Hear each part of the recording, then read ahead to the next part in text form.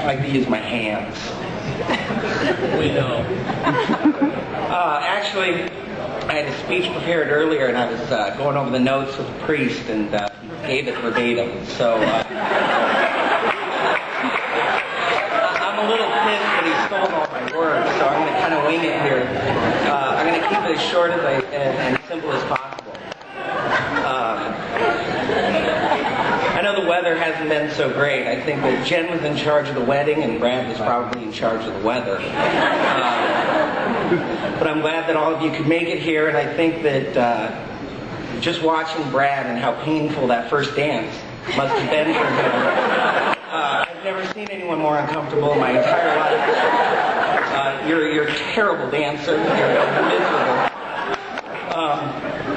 So I'm trying to think of some of the similarities and the differences and what I think, brought these two together.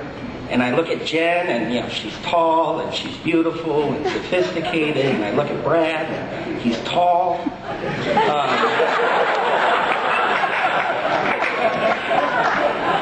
And I think, Jen grew up in New York, Broadway and Central Park and Wall Street, and Brad grew up in Iowa, jean shorts, and they eat sandwiches at gas stations.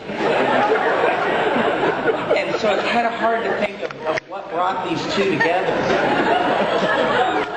And I think of when I first met Jen, she'd have these parties, and she'd have waiters and bartenders, and they were catered. And we'd invite Jen to parties, and I'd have a beer bong and 12 guys sitting around a keg, and we'd make hot dogs on a grill.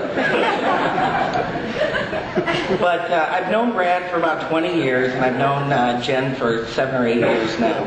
And when I first met him, I have to be honest, I just didn't get it. They just seem really different. They're different people. And again, getting back to, Jen's just kind of worldly and put together and classy. Brad hasn't bought a fucking new shirt in 12 years. I'm not kidding.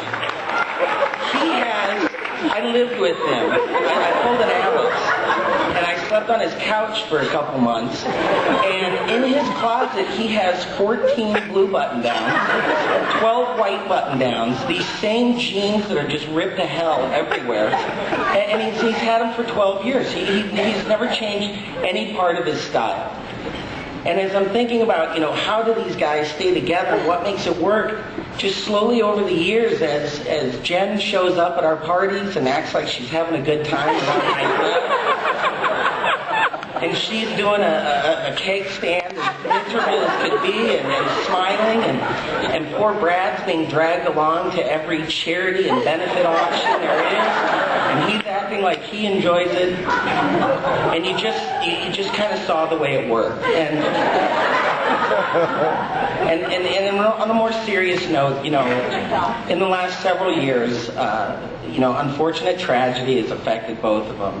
And when you see the way that they came together and the way that they were there for each other, it really all started to make sense. So I apologize for being too serious, but after talking to some of Jen's friends and knowing what a great person she is, I have to keep talking her up. And for those of you that don't know her, you're going to see it.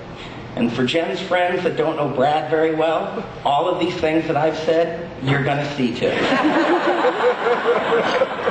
So, Donald Trump did call and he wants his hairpiece back.